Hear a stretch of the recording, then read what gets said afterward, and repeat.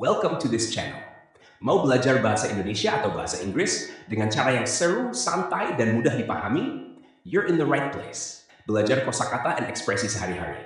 Learn daily vocabulary and expressions. Dengarkan contoh situasi nyata. Listen to real-life examples. Subscribe sekarang dan nyalakan notifikasi. Let's learn together and have fun. You're with us for a deep dive today. Really unlocking some key stuff from a set of Indonesian learning materials. Yeah, we've got lesson 9 from an absolute beginner course. It's called It's Time to Party in Indonesia, which sounds fun. It does. So inside we found a short dialogue, some vocab, sample sentences, grammar bits, specifically telling time and the verb ada. And also a little cultural note about solo, which is interesting. Exactly. So our mission here really is to pull out the most useful phrases, the cultural context, the essential grammar from these specific notes. Right. Give you a quick but, solid understanding of what's going on in this lesson and some basic Indonesian you can actually use, not just a dry textbook read through. Perfect. Let's dive straight into the core then, that dialogue between Edie and Wayan. It kicks off with Edie asking, masih di sini besok? Right. Literally, that's something like, still here tomorrow. But, conversationally in English, it's just, are you still here tomorrow? Okay. And that gives us 2 words straight away. Yeah, di sini, D-I-S-I-N, I'm meaning here. Yeah. In this place. And besok, B-E-S-O-K, which is tomorrow. Really useful ones. Got it. And Wayne's reply is simple. Ya, ada apa? Ya is easy, it's yes. And the ada apa, you'll hear this a lot. It's like, what's up, or what is it? Ah, that's handy. And you mentioned that word ada before. Exactly. A-D-A. We'll come back to that one. But ada apa is your basic, casual, what's going on? Okay. Then Edie lays out the plan. Jadi, ada pesta besar di Solo. Mau ikut. Okay, let's break that down. Jadi is like, so or therefore, it connects things. Right. Then, ada pesta besar di Solo. Pesta, P-E-S-T-A, is party. Easy enough. And besar, B-E-S-A-R, means big. So a big party. Okay. And di Solo means in Solo. So, ada pesta besar di Solo is that there is a big party in Solo, using that ada again. Precisely. Ada here shows existence. There's a big party. It exists. And the last bit, mau ikut. Mau means want to. And ikut, I-K-U-T, means to follow. Or in this context, to come along. So, do you want to come along? Okay, makes sense. Wayan seems interested. He asks, jam berapa mulai? Yeah, the crucial party question. Jam berapa, J-A-M-B-E-R-A-P-A, means what time? Jam is hour. Yep, jam is hour or a clock, and berapa is like how much or how many. Together, what time? And mulai, M-U-L-A-I. That's to start or to begin. So, what time will it start? Super useful phrase. Jam berapa mulai? Edie gives the answer. Mulai jam 5 sore. Straightforward. Mulai, it starts. Jam 5, that's 5 o'clock. We'll dig into telling time properly in a second. Okay.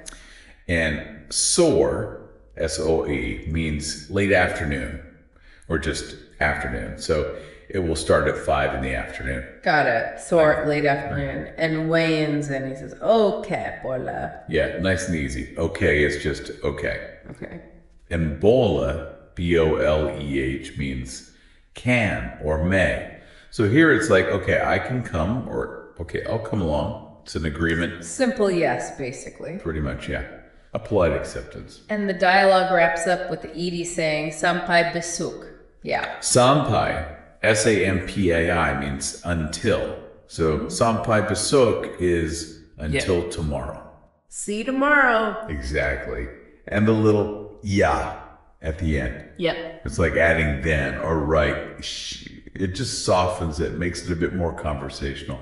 See you tomorrow then. Okay, cool. So that's the dialogue. Let's circle back to telling time. Edie said, jam lima sore. How does that work generally? Well, the basic structure, at least for the hour, is really simple. You just say jam, J-A-M, and then the number. Like jam plus 1, 2, 3. Exactly. The lesson covers 1 to 12. So jam satu is 1 o'clock, jam sipula is 10 o'clock, and like we heard, jam lima is 5 o'clock. And then you add words like sore. Right, to specify the time of day. Sore for late afternoon, pagi for morning, siang for midday or early afternoon, malam for night. But the core is jam plus the number. Seems manageable. Now, what about that other grammar point, the verb ada? You said it was important. It really is. It's fundamental. The lesson highlights two main uses for you to grasp initially. Okay. First, as we saw clearly in ada pesta besar, it shows existence. It means there is or there are. It tells you something is there. Like something exists. Exactly. The party exists. The second use, which isn't in this dialogue, but the notes mention it, is that ada can sometimes act like a verb of possession, like to have. Oh, okay. So it does double duty sometimes. But the main thing here is there are. For this dialogue, yes. Yeah. Thinking of ada as meaning something exists is the key starting point. It's a real building block in Indonesian. Got it. Now, let's shift a bit. The party's in Solo or Surakarta. Why mention that specific city? Is it just random? Doesn't seem like it. The notes point out Solo is the other great court town in South Central Java. It's near Yogyakarta or Yogyakarta. Okay, so it's historically important too. Definitely. It signals a place with deep history, like Yogya. And the lesson even mentions a difference. Yogya has a sultan, but Solo has a Sunan as its traditional ruler. Sultan versus Sunan. Interesting. Does that lead to anything else? Well, the notes mention a bit of cultural rivalry between the two cities. Ah, like a friendly competition. Yeah, apparently, especially in things like music, dance, Yeah. and even how they speak Japanese, the local language. Really? How so? It's quite specific, actually.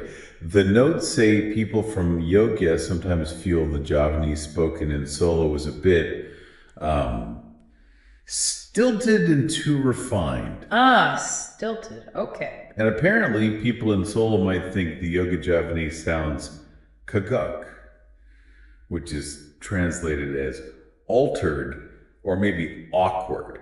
Wow. Okay, so these aren't huge things, but they're like little cultural digs. Exactly. It adds this layer of nuance. The party being in Solo isn't just a location. It subtly taps into this whole cultural backdrop. It shows language is more than just words. Yeah, that really brings it to life. It's not just vocabulary lists.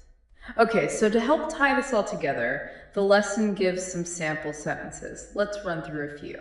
First, Keraton itu di sini. Right. Keraton is a royal palace or court. So that just means the Keraton is here. Isn't that word di sini here? Simple enough. How about kami akan datang besok sore? Okay, kami is we, akan datang is will come. And we know besok sore is tomorrow afternoon. So we will come tomorrow afternoon. It uses a few words we learned. Yep, practical sentence. And a basic greeting. Selamat sore. Essential. Good afternoon. Using sore again. Okay. Wayam itu mulai. What's wayang? Weiyang usually refers to the traditional shadow puppet plays. Very important culturally. Itu is often that or the. And mulai is to start or has begun.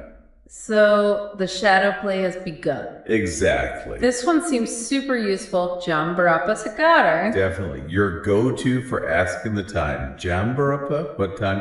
Sekarang. Sekarang means now. What time is it now? Got it. and reflecting the dialogue. Saya mau ikut. Saya sih mau ikut, want to come along. So I want to come along, straightforward.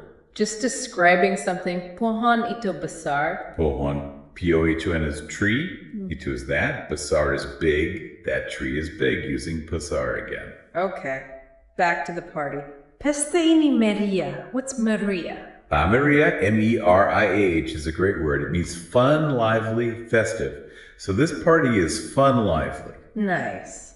Hope the party in Solo is Maria. We hope so. Another ada example. Apa ada bubur? Right. Appa often starts a yes-no question. Ada's there. Bubur, B-U-B-U-R, is rice porridge. Popular dish. So, is there rice porridge? Okay. And just two more practical ones. Mau kemana besok?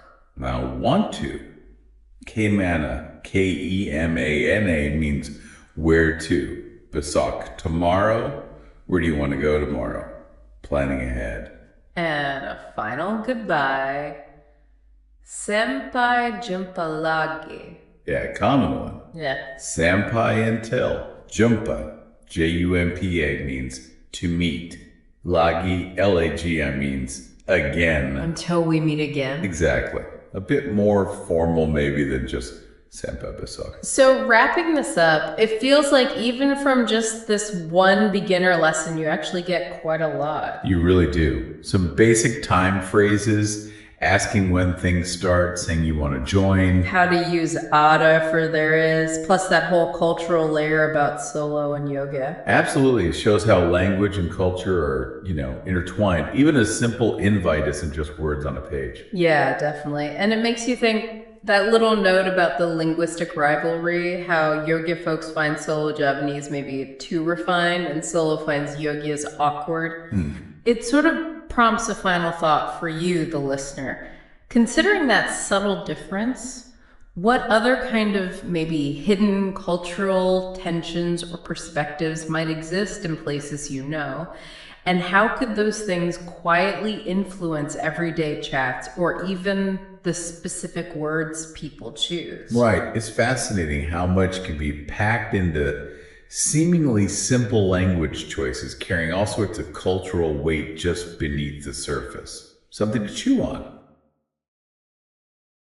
Thank you for watching this video. Hopefully useful. Don't forget to like and subscribe.